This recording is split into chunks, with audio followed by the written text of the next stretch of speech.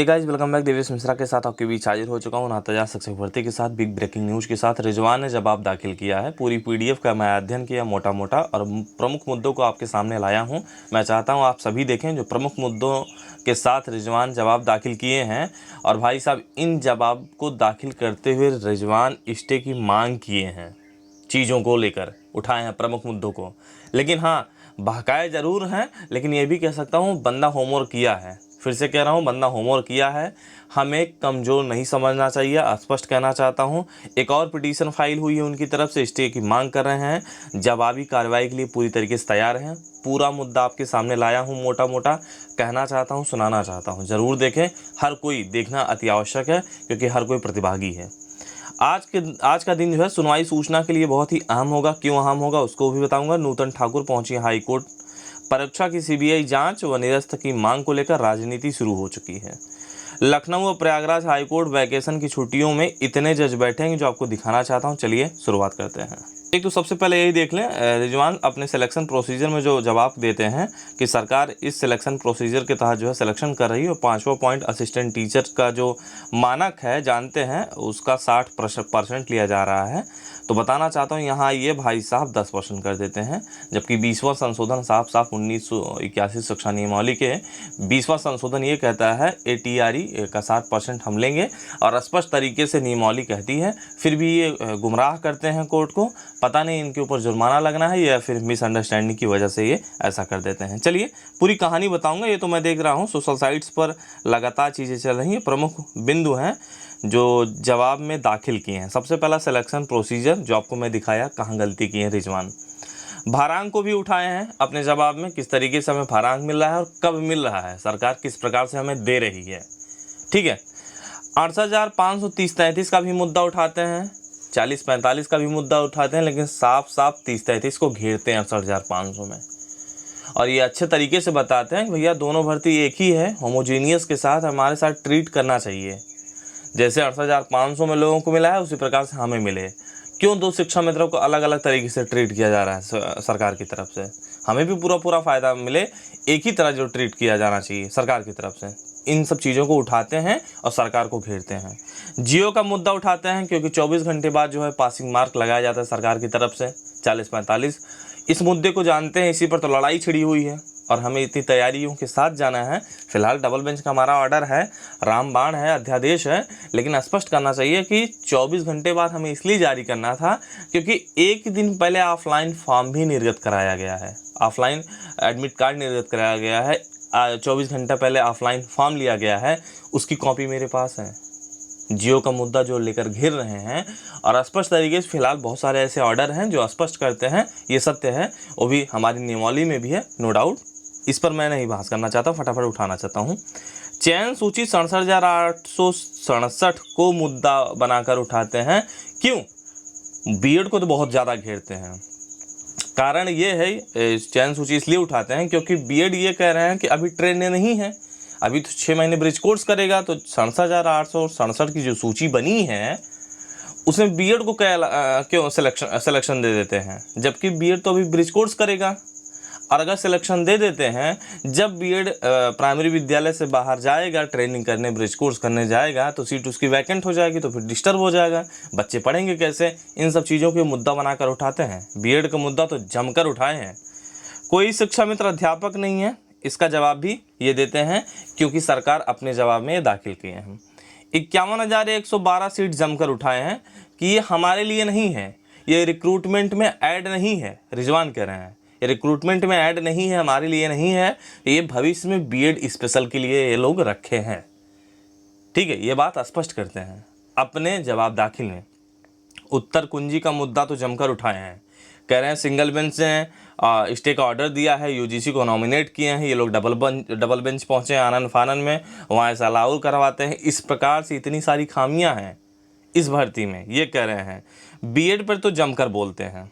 मैंने बताया ना कि अभी ये ट्रेंड नहीं है, 6 महीने का ब्रिज कोर्स करेंगे और सरकार कोई गाइडलाइन नहीं जारी की है या स्पष्ट जवाब दाखिल किए हैं इन सब चीज़ों को लेकर। अभी सरकार कोई गाइडलाइन नहीं जारी किया है। ब्रिज कोर्स करेंगे और यहाँ 67,867 का जो चयन सूची है उसमें बीएड को मतलब इकट्ठा किए हैं, सबमिट किए हैं, उन्हें लाए हैं, उनका भी सिलेक्शन हुआ है 67,867 में। बताइए जो सिलेक्शन हुआ है ये जब ब्रिज कोर्स करने जाएंगे तो सीट तो खाली करके जाएंगे विद्यालय की, तो डिस्टर्ब हो जाएगा। तो पहले ब्रिज कोर्स करना अति आवश्यक है, तब सिलेक्शन प्रोसीजर में इनको सेलेक्ट करना है, ये होना चाहिए। ये कह रहे हैं अपने जवाब में। तो भैया एकदम तैयार रहें कि किस प्रकार से हमें रिप्रेजेंट करना है, जवाबी कार्रवाई के लिए एकदम तैयार रहें। यदि मान लीजिए मुद्दा उठ गया इन सब चीज़ों को लेकर तो स्पष्ट जान लीजिए, मैंने कहा ना कि बंदे ने होमवर्क किया है, हम ये मान के चलते हैं। जीत मिले 1% 99% है, मैं आश्वानित हूँ, लेकिन फिर से कह रहा हूँ हम 1% पर भी बहुत सचेत रहते हैं। भ्रष्टाचार का मुद्दा तो भाई साहब जमकर उठाए हैं, और अब मालूम है 142 वाले का भी मुद्दा उठाए हैं, उसको दिखाना चाहता हूँ, जमकर उठाए हैं। चलिए उस पर देख लेते हैं। अब इन सब चीज़ों को घेरते हुए स्टे की मांग कर रहे हैं और सबसे ज़्यादा भ्रष्टाचार का मुद्दा उठाए हैं। चलिए दिखाते हैं। अब ये देख सकते हैं पेपर की कटिंग चल रहा है, मैं स्क्रॉल करते जा रहा हूँ। पेपर की कटिंग लगाए हैं और जमकर मुद्दा उठाते हैं। व्यापक घोटाले में 45 दिन तक जेल में रहा KL पटेल, और इन सब चीज़ों को उठाते हुए पेपर आउट का आरोपी, वकील भी हिरासत, 24 लाख रुपए, 2 लैपटॉप, 1 कॉपी, 2 गाड़ियाँ बरामद। ठीक है, पूरा मुद्दा उठाता है बंदा। 69,000 शिक्षक भर्ती में धांधली की जांच STF को सौंपी गई है। इनकी मांग ये भी होगी कि STF की लगातार जांच चल रही, फिलहाल भर्ती कैसे आगे बढ़ेगी। 150 में 142 नंबर मिले हैं, राष्ट्रपति का नाम तक नहीं जानते हैं। मैं देख रहा हूँ आपको जो दिखा रहा हूँ, इन सब चीज़ों को उठाते हैं और बताते हैं। यहाँ देख सकते हैं, ये भी चार्ट भी उठाते हैं कि हाई स्कूल में इनके 45% है, इंटर में जो है 51 है, ग्रेजुएशन में 56 है, बीएड में 57 है, TET में 126 मार्क है, और सुपर TET में जो है 142 अंक है। यहाँ देख सकते हैं कैसे आ गया ये कह रहे हैं। इन सब चीज़ों को मुद्दा उठाते हैं, देख सकते हैं।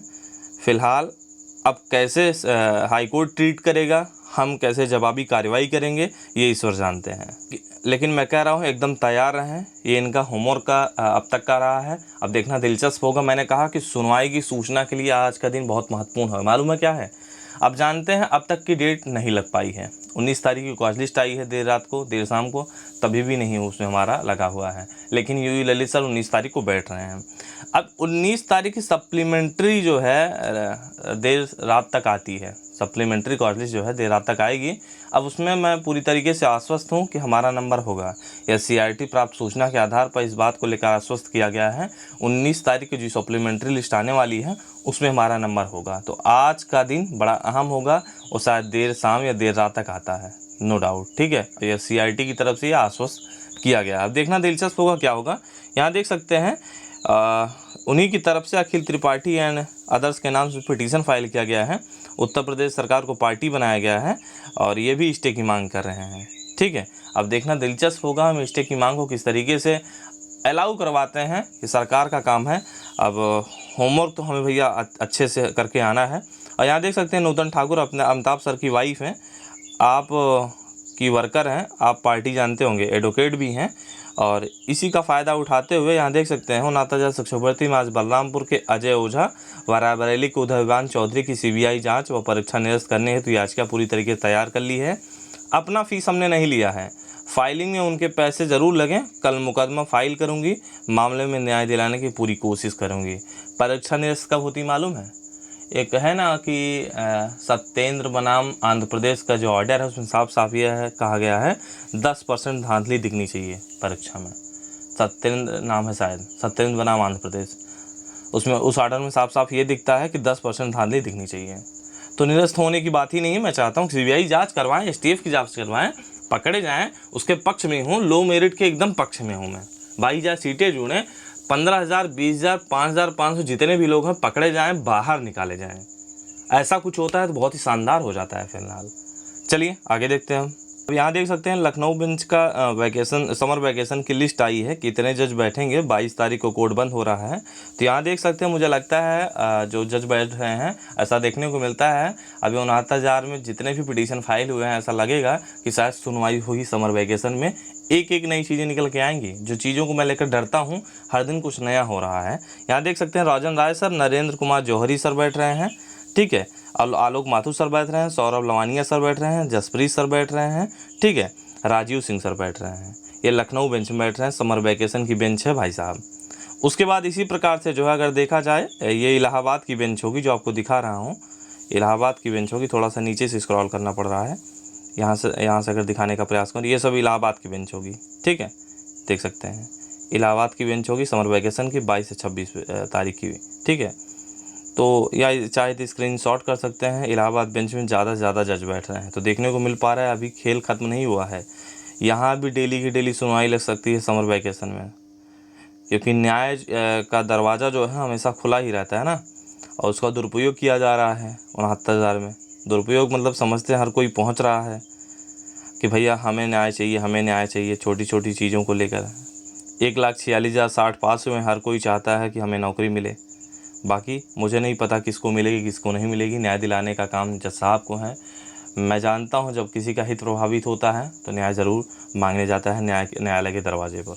तो हमने सारी चीज़ों को कवर कर लिया है, लेकिन रिजवान मैं बताया किन किन मुद्दों को उठाया है। जवाबी कार्रवाई करने के लिए एकदम तैयार रहना चाहिए। स्टे की मांग किए हैं, एक पिटीशन और फाइल हो चुकी है। सप्लीमेंट्री लिस्ट आज देर सामानी है, सुनवाई के लिए बहुत अहम आज दिन होने वाला है। नूतन ठाकुर गई हैं आज, मैं जानता हूं उनका पिटीशन फाइल हो जाएगा।